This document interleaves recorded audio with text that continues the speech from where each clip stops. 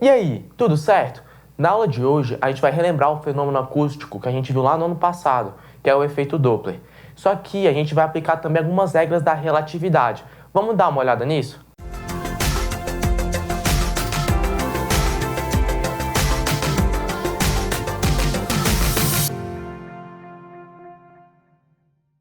A gente já havia feito Doppler no segundo ano, só que no segundo ano a gente tratava de acústica, a gente tratava de som. Mas a gente vai usar o mesmo raciocínio, só que dessa vez com luz, beleza?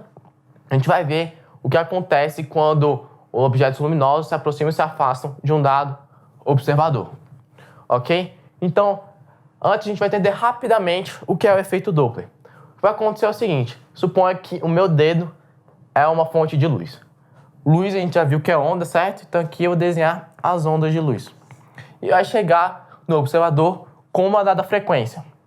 A partir do momento que eu vou movimentando e essas ondas vão sendo geradas, a gente vai ter que a frequência dessas ondas na aproximação vai aumentar. A gente vai ter aqui que vai aumentar o número de cristas de ondas.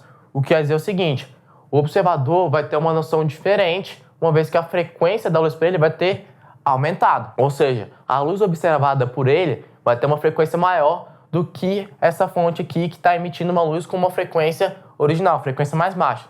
A gente pode pegar esse mesmo raciocínio e usar para o efeito Doppler de afastamento. Então, aqui eu tenho o meu dedo ainda, né? Fonte de luz, fazendo essas ondas aqui. Só que o que acontece é o seguinte: conforme eu vou afastando, você vai ver que a densidade das cristas vai diminuindo. Então a luz vai ter uma frequência mais baixa quando observada por esse camarada aqui. E agora que a gente entendeu que conforme a gente aproxima uma fonte de luz de um observador, a gente tem que a frequência dessa luz observada aumenta e quando é afastada a frequência diminui, chega a hora da gente descrever qual vai ser o comportamento dessa frequência observada. Então vamos começar descrevendo essa frequência observada quando a fonte se aproxima. A gente vai ter que essa frequência de aproximação vai ser o seguinte: vai ser raiz... Vai ser essa raiz da frequência emitida, beleza? E a gente vai ter aqui um VC sobre VC, ok? A gente vai ter a mesma coisa ali do outro lado. VC, certo? O I.